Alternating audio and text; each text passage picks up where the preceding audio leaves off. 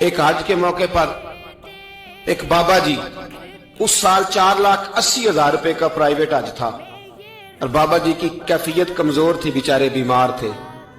اس کے باوجود وہ گئے، بوڑھے آدمی، جا کے بیٹھیے، بزرگ، اور کتنی مشکل ہے وہاں منا، مزدلفہ، عرفات، طواف زیارت، کتنا مشکل کام ہے طواف زیارت کرنا، طواف وداع کرنا۔ کس کٹھن سے حج کیا، بڑھاپے میں، پیسے بھی لگائے، اور جب وہ روضہ رسول پہ گئے صلی اللہ، اور انہوں نے جا کے نبی پاک صلی اللہ علیہ وسلم کے روضے کی طرف منہ کر کے درود شریف پڑھا، تو ایک ملا نے اٹھ کے کہہ دیا تو تو مشرک ہے۔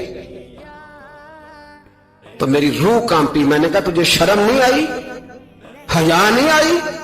اس کی عمر دیکھ، کس بڑھاپے میں کہاں سے چلا، کہاں آیا۔ یہ مشرک ہوتا تو کسی مندر میں جاتا، یہ مشرک ہوتا تو کسی گرجے میں جاتا، یہ مشرک نہیں، یہ مومن ہے۔ اور یہ وہ والا مومن ہے جس کے سینے میں دل جب دھڑکتا ہے تو خالی دھڑکتا نہیں، ساتھ وہ محمد عربی پہ درود و سلام بھی پڑھتا ہے۔